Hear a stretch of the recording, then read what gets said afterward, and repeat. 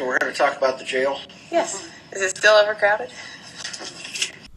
The Portage County Jail is so overcrowded with females, it's laughable.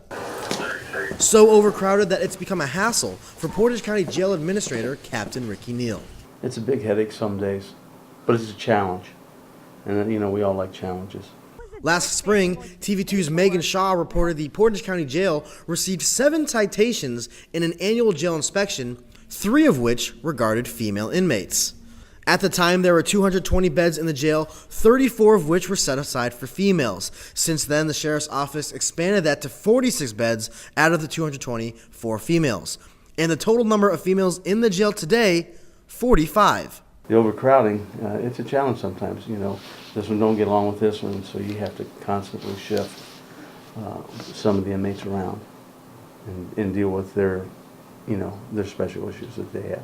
A committee was set up to find a solution to expand the jail by December 2013.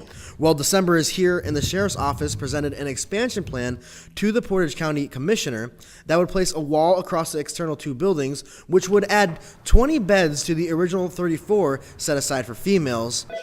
But Sheriff Dave Doak sees that as a temporary fix. At one time over a weekend, we had, I believe, about 60 females back there.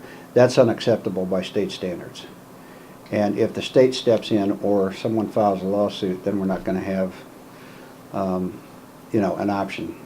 Expanding the jail, whether short-term or long-term, is going to have a price tag, and where that money comes from is still in consideration. County Commissioner Tommy Joe Marsilio discussed last spring a 0.25% increase on the sales tax that could be taken to the polls.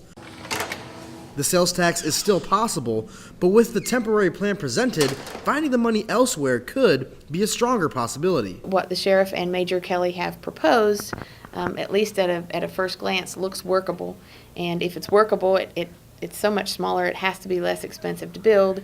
And if it is a 5-year fix, then I think that you will see great interest in pursuing that solution first before we have to spend a major amount of money.